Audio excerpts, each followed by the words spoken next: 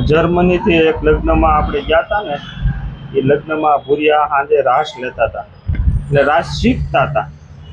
એને 7-8 રાઉન્ડ લગાડ્યા ને એટલે એને રાસ આવડી ગયો, કારણ કે એને શરમ નહોતી આવતી અને આપને શરમ આવે. આપને રાસ લેતા ન આવડતું હોય એને કોઈક એમ કહે કે હાલો રાસ લેવા, તો 4-5 ડગલા માંડવીને કે આમ આપણે આજુબાજુમાં જોયું ને એટલે શરમ આવવા મળે કે ઓલા તો દાંત કાઢે છે, એલા આને તો રાસ લેતાય નથી આવડતું.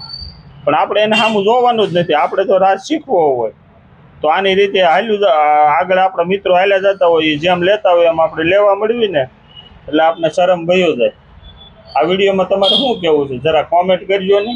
અને જો તમારે વિડીયો જ ઉતારવા છે ફેસબુક, ઇન્સ્ટાગ્રામ કે યુટ્યુબમાં મૂકવા, તો એમાં શરમ તો મૂકવી જ પડશે. જો તમને શરમ આવશે તો તમે વિડીયો નહીં ઉતારી શકો.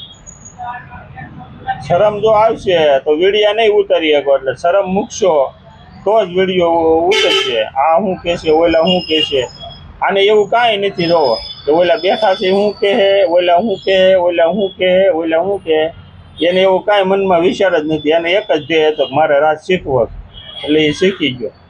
આ વિડીયોને લાઈક કરજો, શેર કરજો અને સબસ્ક્રાઈબ કરવાનું ભૂલતા નહીં. ફરી મળીશું આપણે આગલા વિડીયોમાં. જય માતાજી.